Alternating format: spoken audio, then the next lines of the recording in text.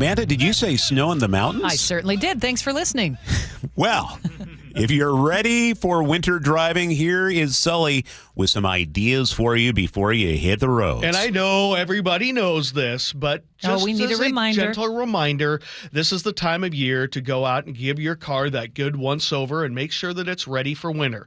With the basics, here's State Trooper Rick Johnson. To make sure your vehicle's, maintained. Make sure your tread depth is where it's supposed to be. Windshield wipers, headlights, the usual stuff. The other thing is if you know it's going to be snowing on the pass and you're not comfortable driving in those conditions, don't. Time to put a small bag in the car in case you get stuck, a few bottles of water, a couple of power bars, a blanket, some gloves, a warm hat, and make sure that the flashlight that I know every single one of you carry in your car has fresh batteries. Take care of that. You don't want to just rely on your iPhone battery and light to try to give you any kind of help there. So that'll do just another level of protection. Now, as you make the preparations in your car, the 1,500 Washington State Department of Transportation maintenance workers have been working on their game.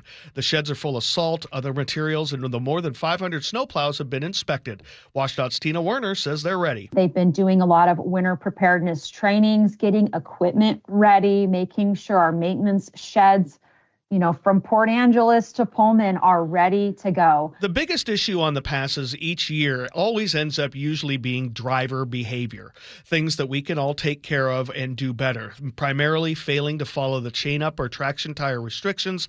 Well, that's at the top of the list. Many pass closures can be due to people driving way too fast for conditions, not following chain up requirements when that is posted, or driving distracted or impaired.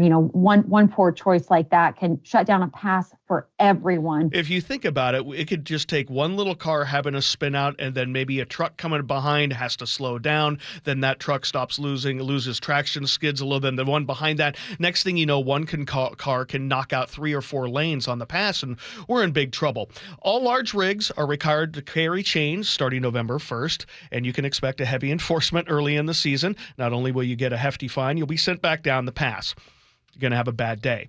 The other issue for winter driving is overconfidence. Overconfidence in your driving ability and overconfidence in your vehicle's ability. How many times have you seen that all-wheel drive vehicle speed by you in the snow only to find them in the ditch later? Trooper Johnson has a thought on that. It's really cool how easy you can get going in slippery conditions, but the icy roadways don't care if you have a 42-wheel drive vehicle because you're not going to stop any quicker than anybody else. It's the stopping that gets you in winter conditions. Don't forget, you can put on your studded tires November 1st, but WashDOT encourages you to think of other traction alternatives because it estimates that studded tires can cause $20 to $29 million in damage to the roads each year. And of course, you still have to put on chains if required when you have studded tires. So there are plenty of options out there to check out for an alternative to a studded tire. And of course, now's the time to practice putting on your chains. Of course, it's going to be a terribly wet weekend. I'm not sure you want to try that in the driveway, but you certainly don't want your first attempt at putting on chains to be while you're on your side in the freezing snow, in the side of the road with people whizzing by you. Have some practice, know what your chains can and cannot do and how to get them on. It's funny. I drive a Ford F-350 on the weekends, and what I found is I don't seem to have that feature in my car, that magical feature. When I see other big truck drivers go by me, they just fly by going 70 in the snow. My car must not come with the accessory because I find myself sliding in the snow when I try to stop.